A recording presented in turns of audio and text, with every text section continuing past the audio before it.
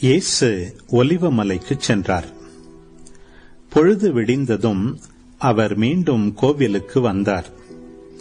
அப்போது மக்கள் அனைவரும் அவரிடம் வந்தனர். அவரும் அங்கு அமர்ந்து அவர்களுக்கு கற்பித்தார். மறைநூல் அறிஞரும் பரிசேயரும் விபச்சாரத்தில் பிடிபட்ட ஒரு பெண்ணை கூட்டிக் கொண்டு வந்து நடுவில் நிறுத்தி, போதகரே, இப்பெண் விபச்சாரத்தில் கையும் மெய்யுமாக பிடிபட்டவள். இப்படிப்பட்டவர்களை கல்லால் எறிந்து கொல்ல வேண்டும் என்பது மோசே நமக்கு கொடுத்த திருச்சட்டத்தில் உள்ள கட்டளை. நீர் என்ன சொல்கிறீர் என்று கேட்டனர்.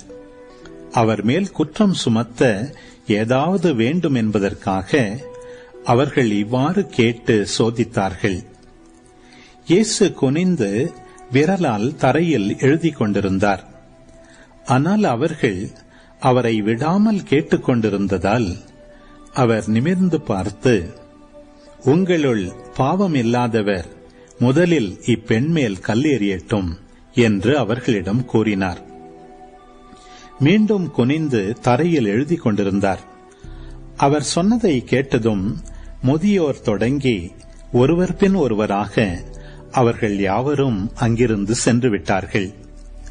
இறுதியாக இயேசு மட்டுமே அங்கு இருந்தார். அப்பெண்ணும் அங்கேயே நின்று கொண்டிருந்தார்.